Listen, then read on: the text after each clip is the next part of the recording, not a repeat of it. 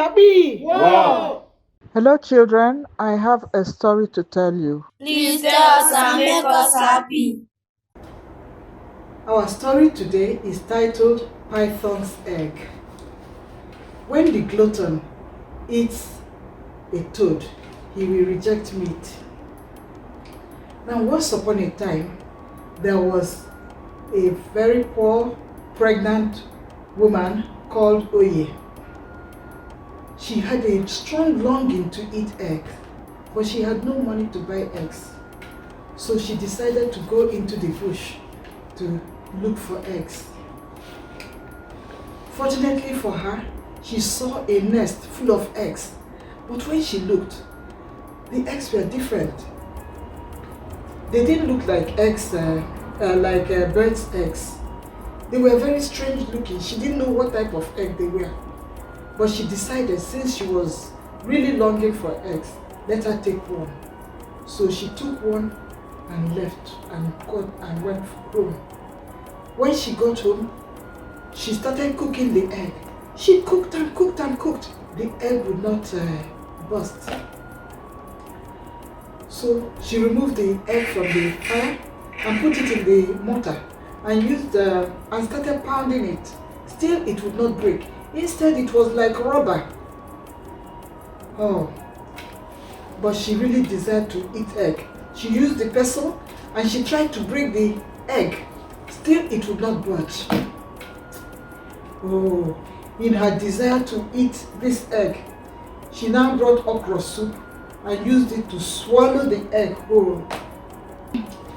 What she did not know when she took that egg was that the egg belongs to our mother, Idemili Python,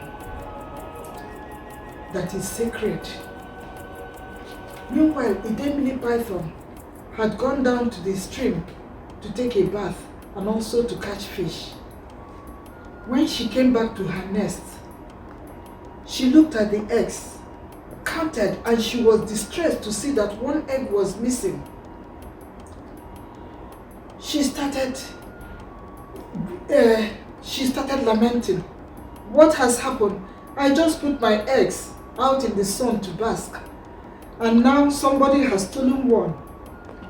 And she started singing about the egg that was stolen.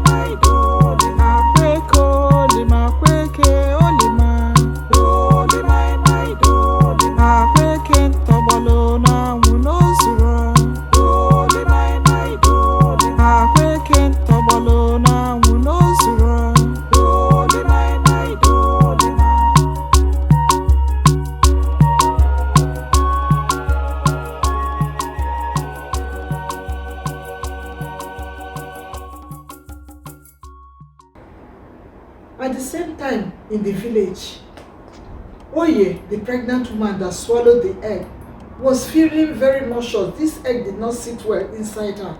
She was feeling like vomiting, and she started blaming herself. She said, oh, it is because of longer throat that I went and ate this kind of strange egg. See what it is doing to me. And she started singing what she did with the egg, how she collected the egg, tried boiling it, tried pounding it, tried breaking it with pestle, and it would not break. And finally, she had to use okra soup to swallow it.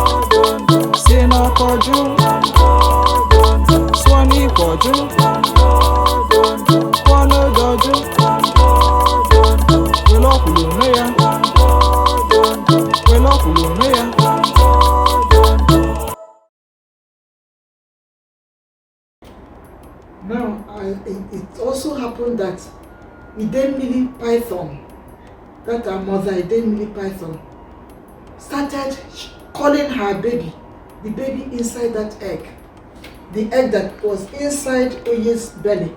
She started calling her and she was answering her in a faint voice. She started following the voice, and the voice was leading her to the village. She was running to get to her baby. She kept on calling her and the baby continued answering. As she ran to the edge of the villagers came out. Even the chief saw Mother Idemili running. They have never seen her run because she always moves slowly and majestically like the python that she is. Just moving majestically. When they saw her running, they panicked and they asked her, "Our mother, is everything all right?" She said, "No, somebody has stolen my egg." And she continued running. The villagers ran after her. As she was running, she was calling her baby, and the baby was answering. And the noise got louder and louder until it came to the hut of Oye. All the villagers with the chief, they gathered with Mother Idemili in front of Oye's house. Then the chief called her, "Oye, come out! Come out and explain yourself." Oye came out. As she came out, she was so nauseous that as soon as she came out, she vomited and the egg came out. The Idemili Python just carried her egg. The villagers panicked because they know it's not a good thing. In fact, the chief now started scolding Oye, scolding her. "Why do you go and offend our sacred mother? Why do you go and do such a thing? Go and take egg from Mother Idemili." He said, "You know what?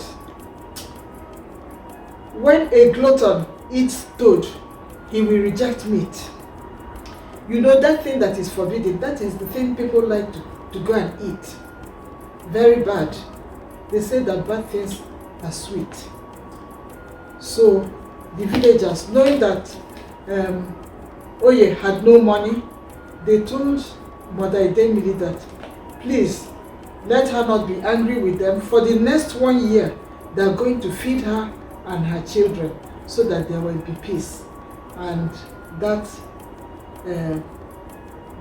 was acceptable to Mother Idemili, and she agreed. And after that, nobody troubled Mother Idemili again, and they all lived happily ever after the way they used to live before in peace. Chapi! War.